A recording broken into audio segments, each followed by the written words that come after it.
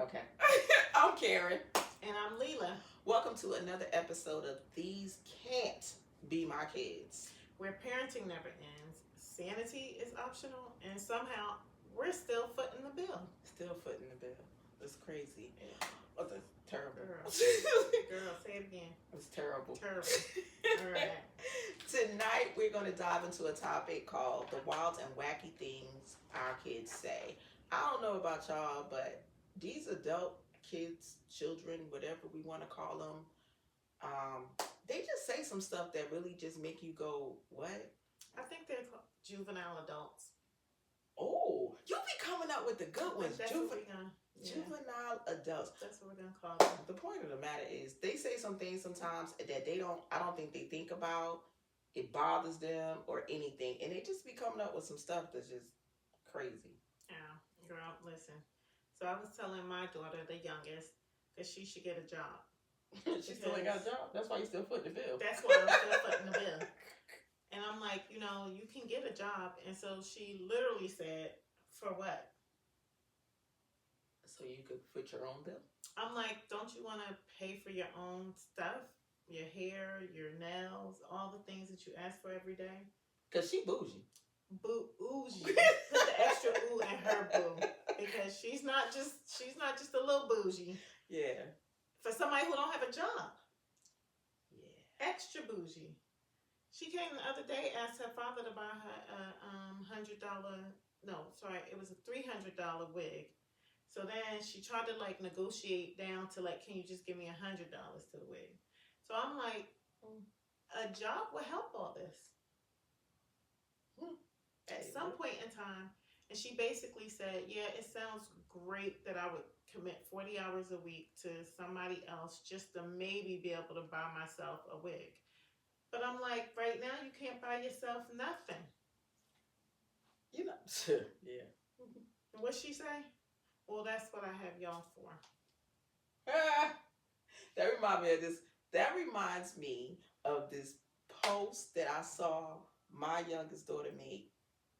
And where she said, I don't need to get it. What'd she say? I don't need to get it out the paint, or I don't need to get it hard or struggle. Whatever it was like I don't have to do what normal people do because I got a Karen. It's like, no. Obviously, I mean, you do need to do what normal people do. You need to work for 40 hours. You need to make your own money, and you need to not be so sarcastic to me when I'm trying to tell you that you need to get a job and looking at me sideways with cross eyes. It's like all the huffs, the puffs, the sighs, the exasperated, oh, Mom, oh, why are you talking to me? I'm like, girl, I work every day. Every day. I can't be going to my boss going, oh, you know what? I don't really want to work today, but just give me some money so that I could go ahead and pay my daughter's way or my son's way or whoever.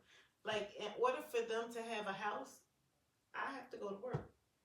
But they don't get it. And they look at you like, why are you talking to me about this? Yeah, it's not my it's problem. Not a thing. It's not my problem. I don't know. Girl, these kids, they say some of the craziest things like, why do I have to work? And I want to spend your money. And who told you you could talk to me? I'm like, why are you talking to me, Mom? Consider. I'm trying to talk to the person that has the problem that needs it to be fixed. Well, I don't think that the juvenile adults think that they have problems. So I think that's the biggest issue. So you don't think that she realizes that not being able to buy her wig herself is a problem? No. Yeah, you might be right about that. She don't think not having a job is a problem. She spends all her time on social media. She is basically, I mean, she does do recordings of her putting on her wigs. So I guess she's trying to perfect that, and that's gonna be her job. I don't know. Well, we said it a couple of weeks ago. We said this is back to how they have it better than us because you can do recordings to how you put your wig on, get enough recordings out there, and you getting some money. Yeah, but she ain't getting no money. That's the problem. She ain't get no money. She ain't get no money. No, she's just practicing on how to get something. And then it's like, I don't know, they just don't put no effort into anything. I think that's also one of the things where I know last week we talked about like faking adulthood. Like they really don't put any effort into just living. Really. Like they get up in the morning, they get online, they might brush their teeth, I guess, and shower if they're gonna see people. But it's like, what are they really doing with their lives for the most part? Like, not a whole lot. I don't see them out there really kind of putting forth the energy and the effort to really like do all the things. I mean, like we used to do like so much stuff in a day, and you ask them now, what did you do today? I mean, last week was it when your daughter wanted to go to the movies? Yeah. And she couldn't even put forth the effort to mention that she wanted to go to the movie. And then you got in trouble. Like I was a kid. Yeah. So, exactly. Yeah, and she had been here. She wasn't really getting out. So I'm like, hey, your auntie and everybody going to the movies. Okay, it may have not been a movie she may have wanted to see because I think it was like Minecraft or something like that. But at least to give you the opportunity to get out. You wasn't even paying for the movie. Correct. A free movie. All you had to do was mention to somebody who was leaving with you and leaving from the same location. Yes. You don't even have to call an Uber, a Lyft, no. Nothing. And she even asked me, she was like, so what time is the movie? And I tell her what time it is. She sees my nephew come down the steps and he like, are you going to the movies? And then, your husband comes and says, I thought y'all was going to the movies. And I'm like, I was never going, but I thought she was going. Now, mind you, she's laying in the bed. Okay, let's start there. No effort. So the girl pops up. Not only is she laying in bed, but she's laying in the bed and she's on a group chat with her siblings. And she gets up and she's like, ain't nobody give me all the information about the movie. I mean, she blasts me, right? And your husband is standing in the doorway and she just like going in. She was like, I ain't no damn mind reader. How y'all thought I was going to get there with no information and blah, blah, blah. Like she went in, right?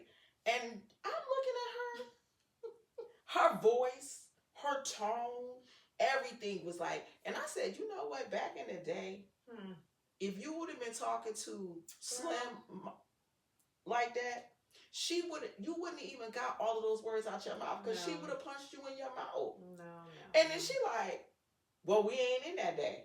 And I'm like, wait, and then you gonna double down? Listen, and we don't even double down. We don't even have an audacity story for the day, but it was the audacity. Right? It was the audacity. That is the right? audacity, right there. And then, not only that, then she proceeded to talk to her siblings and tell her siblings about how ridiculous it was that you didn't help her get to the movie, and that I was getting on her nerves and I was annoying. Yeah. So at this point, I ain't even gonna lie, my feelings was hurt. Right? My feelings was hurt because here I am trying to really help her out because she had been sitting in the house. Yeah, it's like, and I'm it's trying like to get you out. You visiting someplace you haven't been before. I'm trying to get you to have an experience so that you're not just sitting in the house all day doing nothing. And then you pop off on me. You pop off on me, and then you call me annoying. Okay. The wild things that they say. Yeah, it's like I'm getting on her nerves. The wild things that they say. And then she gonna sit there and wait. No. Top it off. She talks to her siblings and says, because at this point, my facial expression has changed, right? You probably like, right, because now my feelings is hurt because number one, your husband's standing there in the doorway looking at us, and he had that same feeling, right? Like, why this girl like talking going off like this? Like this, right? And then she has the audacity to say to her siblings, y'all mama's so sensitive. Y'all mama's so sensitive. Her feelings hurt. She's so sensitive. I mean, were you not just thinking about her reaction and the things that she said, it kind of seemed like she was being sensitive because as soon as he asked about who was going to the movies, she pops up like, "Oh, what y'all think?" Blah blah blah. So it kind of seems like she was the one who was being a little sensitive to the simple fact that she felt like nobody was doing what she needed them to do to get her where she wanted to go. Yeah, so, and then she was like, how she gonna call you sensitive in that? And then she said, because you said getting her to where she wanted to go. She was like, "Well, you wanted me to go to the movies." No, I didn't wanted you to go to the movies. I was just giving you a suggestion of something to do, so you didn't have to sit in this house. And she just was like, but it was just. And she did say she wanted to go to the movies because she told my son that she was going to go to the movies with him. Because when he showed up without her, I was like, "Where's your cousin?" But then after she says, "I'm annoying, I'm getting on her nerves, I'm sensitive," I walk out the room because again, my feelings was hurt, right? Because it's like they have this tone with us that they don't even recognize is disrespectful, okay. Right? And I said that to her. I said, "You so disrespectful." And then she said, "Well, what did I say that was disrespectful?" Okay. First of all, because they're adults, they feel like they can say anything they want. Listen, I don't. Even when I got into my 30s, I don't think I ever, like, even when I said a curse in front of mommy, I would say, "I apologize, sorry." Mm-hmm. But they just be like, and they only say sorry when it's like a major cuss word. Like if they say the F, they drop an F-bombs. It's like, "Oh, my bad, mom." Mm-hmm. But you talking, if they're like saying damn hell or shit or else, it's just like normal. It's none of that. So you cursing at me, and then you don't think that's disrespectful. And then she goes, "What I say that was disrespectful? I ain't say nothing that was disrespectful." No, but your tone is disrespectful. Your tone is disrespectful. Your attitude behind your tone is disrespectful. Your tone, your attitude, the fact that you think I'm just here to serve you, all that is disrespectful. The fact that you feel like you could talk to me any kind of way you want to, like I'm one of your friends. Like you don't. It's like I am a parent. Exactly. No matter how old you are, I am still your parent. There are things that I've done for you that you have never done for me in life. You need to get the switches and the belts back. That's all I'm saying for these juvenile adults. I think they beyond switches and belts. I mean, we probably can't even say this on nothing, but you know. I know for somebody to be coming over here and talk about abuse. Abuse. They probably block us, be like, "These are," and they already talking about some of these can't be their kids. Oh no. I know. It's like, listen, but please help me and take them away now. Right. But you know what? I seen this post by one of my girlfriends on social media, and it was a gut punch because it's so true. And even though we're not gonna get into the deep things that our children do to hurt us, but I thought it was just a gut punch. And her post said, "It's one thing to a woman to have her heart broken, but it's another thing when it's her own children that's breaking it." That was a gut punch, right? Because I'm quite sure we have stories that we can really tell about, you know, not only like this is light about how our children have been disrespectful or just the audacity things that they say like, "Oh, I'm going to work every day, but you don't think you should have to go to work." Mm-hmm. But there are things that our adult children have done and they just be like, "Oh, it's nothing. It's not a big deal." You'll get over it. To them, it's not a big deal. You'll get because over it. They don't see it from the other side, and they probably never will see it from that perspective until or if they ever have their own children, and then maybe then they'll be like, "Oh, wait a minute, and let me think about this," or the way that I treated my mother was probably not appropriate. But it's not gonna come anytime soon from them for sure. Because they just don't see it the same way we see it. They think everything that we see or everything that we say is so outdated. It's just old. We just old. We don't know anything. We don't know how the world is today. We don't understand it. And, you know, it's just old fashioned in all of our actions and activities. And it's like, okay, well, you know. Oh, we're sensitive. Yeah. And you know what the thing about my youngest daughter is, like, she doesn't have any kids. She's a great auntie, but she's always trying to be mommy, right? And ain't never been a mom a day in her life. But then she's always the one that can tell everybody else how to be a better parent. Yeah, to be a better parent, to be a better child. Everybody except for her. And then she always has this, you know, I remember the day she said to me, she was like, "Oh, you're just so passive." And I'm like, girl, that's real. I'm really not passive. But because I have 5 different personalities that I have to deal with, there is a certain way that I have to be. Because if I actually act on what I really want to act on, I would probably not be here. Girl, let me just tell you. It's like, no. It's not sensitive. It's not any of that. It's tired. Exactly. It is tired because I am tired. I'm tired of still being your parent, still giving you everything, still being on top of your appointments, your payments, just trying to get you to get through life the way that you are. It is exhausting. So where you think it's passive, it's exhaustion. So let's take that for what it is. Because parenting, especially adult children, I think it's even harder than when they toddlers. When they toddlers or teenagers or in between stages, you figure out you're like, oh, I know what I can do to make them happy. Right. I know what I can give them that's gonna ease whatever their woes are in this moment. But once they become adults, it's like there's absolutely nothing, and they just the sarcasm flows, the talk back flows. It's like, man, it's just a whole different generation.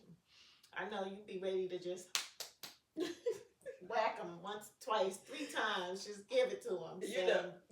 I was expecting, like, as they were growing up, right, as we did, right, you have that moment that even like when you see on TV, your mom don't let you do this or that, and you go in your room, slam the door, I hate you, right? But they say, oh, I ain't gonna say it. But they be right. And so as my children are growing up and becoming these adults, I was expecting that, oh, I hate you moment and slam the door and but it didn't come. I got worse. It was like, oh, you think you can stand up to me and talk back to me and have conversations with me like you have walked in my shoes. And then gonna get mad. You can't even fit the shoes. Can't fit the shoes. And honestly, I don't want you to, right? Like, let's really, the whole purpose in some of this is because we don't want our kids to have those same experiences. We don't want them, it's all fun and humor, and yeah, we do more and we do too much, and they kind of, say things that they shouldn't. But, some of this is also about the fact that we don't want them to have to walk in our shoes. And so it's like for them to kind of miss the point that, where they think they're able to address us in a certain way or say these things without having had walked in our shoes, without realizing that it's only because of us that they don't have to walk in these shoes, that they don't have to have those same experiences.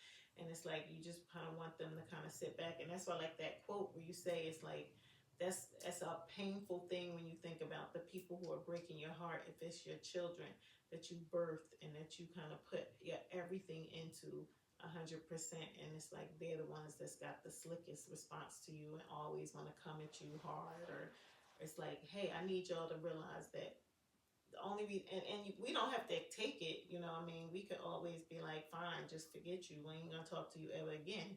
But then, is that really what parenting is? Do you ever just cut them off or say, I'm not gonna deal with this?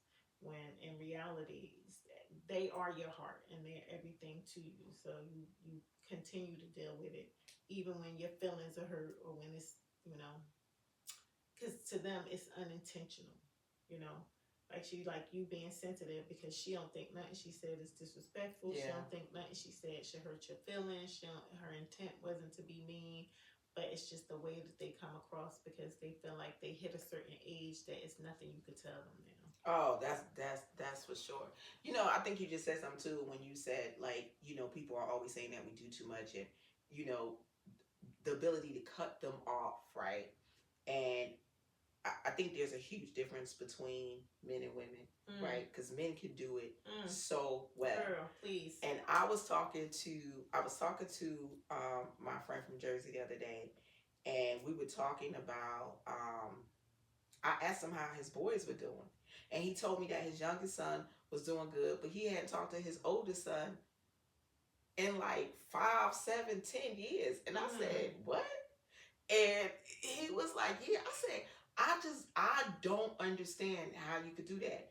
And he was like, listen, I'm not the one mad at him. He the one mad at me for something that I don't even know what I did. And nor has he come to me so we can have a conversation about it. Whatever it is. It is. And it's probably something dumb.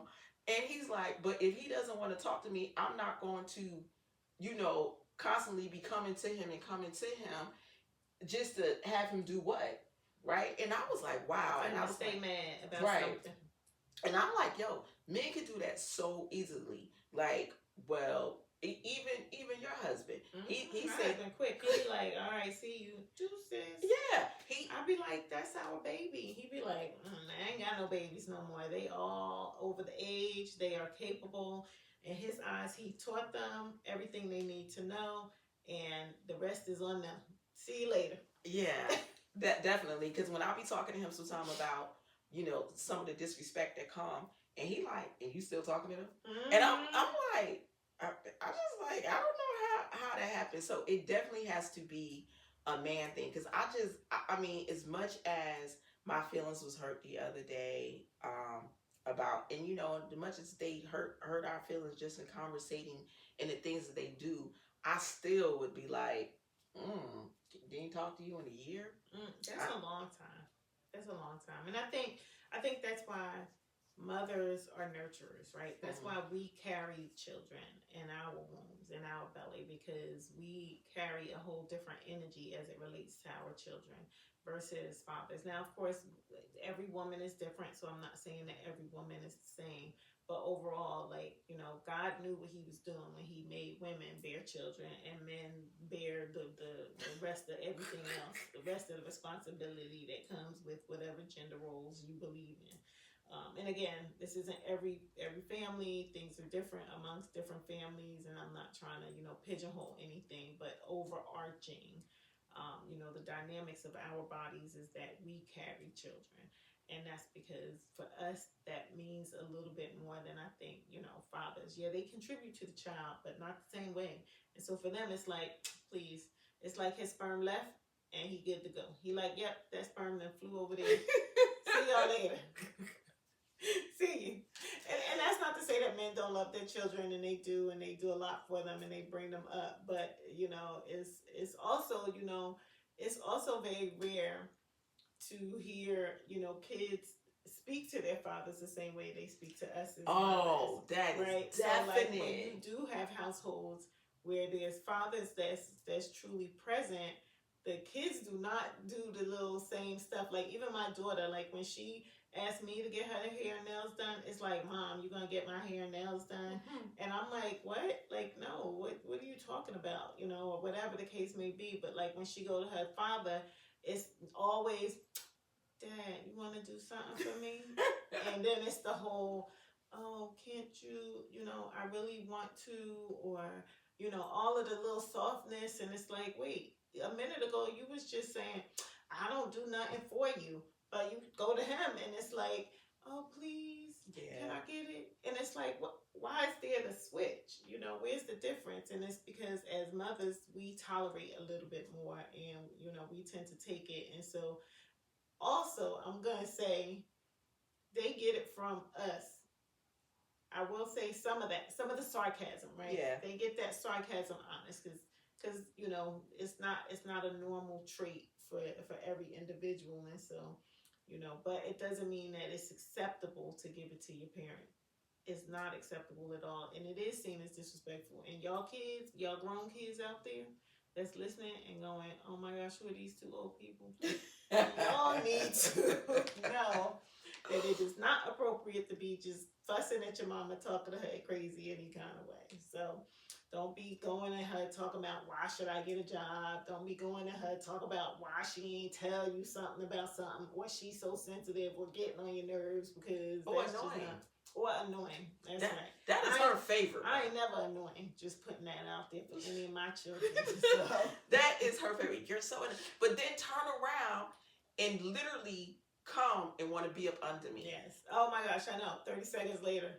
Be like, what you doing? Why you ain't paying me no attention?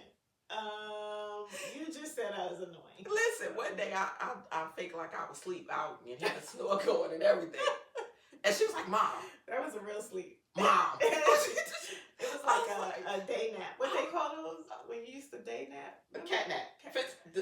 No, like when you awake but you sleep. Oh yeah, I forgot what they call it. I forget. But yeah. If y'all know what it is, write it in the comments. Yeah, let us know because I forget what they call it. It's almost like a rain shower, but not completely not. She's like, Mom. I'm like, how this girl just say I was annoying? I'm getting on her nerves, but then she come back 30 seconds later looking for me, wanting to do what? Just get to do what? So I don't know, but I don't know. Listen, I know we as usual, we are not the only ones out here that feel this way.